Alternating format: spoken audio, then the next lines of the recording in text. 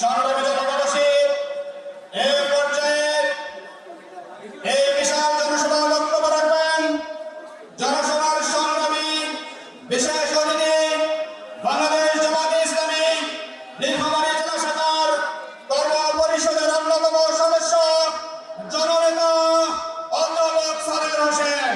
বক্তব্য রাখছেন জননেতা সাদেক হোসেন।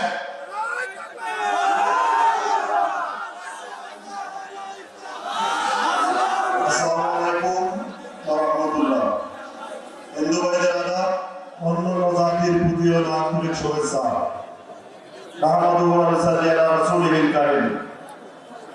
আজকের এই বিশাল জনসভার সম্মানিত সভাপতি বিশিষ্ট রাজনীতিবিদ জননেতা জনাব মুখলিসুর রহমান, আজকের এই সভার সম্মানিত প্রধান অতিথি গণমানুষের নেতা নীলফামারী ৩ আসনের এমপি পদপ্রার্থী জননেতা মাওলানা ওবায়দুল্লাহ সালাফি, সম্মানিত জামাত নেতৃবৃন্দ, বাংলাদেশীয় জোট নেতৃবৃন্দ, সাংবাদিক নেতৃবৃন্দ, আইন শৃঙ্খলা রক্ষাকারী সম্মানিত বন্ধুগণ, আমার সামনে উপবিষ্ট জনঢাকাবাসী, আজকের এই জনসভা আমরা দেখতে পাচ্ছি শুধুমাত্র জনঢাকা হাই স্কুলের মধ্যে সীমাবদ্ধ নয়। ইতিমধ্যে আমরা খবর পেয়েছি গোটা জনঢাকায় আজকে লোকারণ্য হয়ে গেছে, ঠিক কিনা? আজকের এই জনসভা প্রমাণ করে আগামী 12 ফেব্রুয়ারি নির্বাচনে মাওলানা ওবায়দুল্লাহ সালাফি বিপুল ভোটে এমপি নির্বাচিত হবে ইনশাআল্লাহ। সংগ্রামী ভাইরা আমার, আগামী 12 ফেব্রুয়ারি নির্বাচন এটি কোনো সাধারণ গতানুগতিক নির্বাচন নয়। 12 ফেব্রুয়ারির নির্বাচনে আগামী বাংলাদেশ কিভাবে চলবে, এই দেশে আর কোনদিন যাতে শেখ হাসিনার মতো ফ্যাসিস্ট আর ক্ষমতায় আসতে না পারে তার চূড়ান্ত ফয়সালা হবে, ঠিক কিনা? আগামীর বাংলাদেশে আর কোন নাগরিককে আয়না ঘর করে বছরের পর বছর যাতে বন্দী করে রাখা না হয় তার চূড়ান্ত ফয়সালা হবে, ঠিক কিনা? আগামী 12 ফেব্রুয়ারির নির্বাচনে আর কোন মানুষকে শুধুমাত্র রাজনৈতিক কারণে মামলা দিয়ে বাড়ি ছাড়া ঘর ছাড়া করে ওই দোলা বাড়ি ভুট্টা বাড়িতে আর আশ্রয় নেওয়া লাগবে না, ঠিক কিনা? এই জন্য আমাদেরকে আগামী 12 ফেব্রুয়ারিতে একটি করে হাতে ভোট দিতে হবে সকলে ভাইরা, আর একটি ভোট দিতে হবে দাঁড়িপাল্লায়।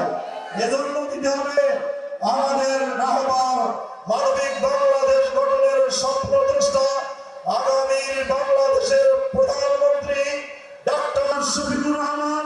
তিনি বলেছেন আগামী দিনে এই বাংলাদেশকে বৈষম্যমুক্ত শোষণমুক্ত বাংলাদেশ উপহার দেওয়া হবে। সেই বাংলাদেশে একজন মুসলিম ভাইয়ের সন্তান চাকরি ক্ষেত্রে যে সুবিধা পাবে, একজন হিন্দু বৌদ্ধ খ্রিস্টানের ভাইয়ের সন্তানও ঠিক একই সুবিধা পাবে। আগামীর বাংলাদেশে আর কোন রাজনৈতিক কারণে ধর্মীয় কারণে কারোর সঙ্গে বৈষম্য করা হবে না।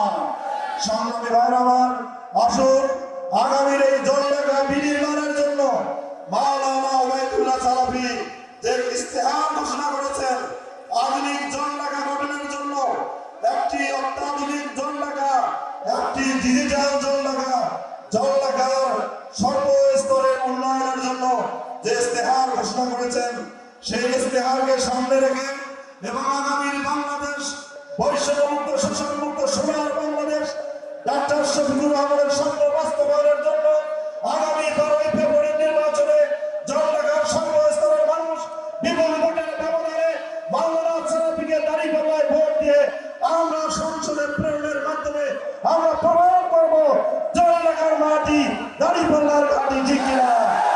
সবাইকে দাঁড়িপাল্লা মার্কায় 12 তারিখে ভোট দিয়ে মাওলানা সালাফিকে সংসদে প্রেরণের উদাত্ত আহ্বান রেখে আমি আমার কথা শেষ করছি। বাংলাদেশ জিন্দাবাদ, বাংলাদেশ জামাত ইসলামী জিন্দাবাদ, বাংলাদেশ জোট জিন্দাবাদ। সবাইকে ধন্যবাদ। আসসালামু আলাইকুম।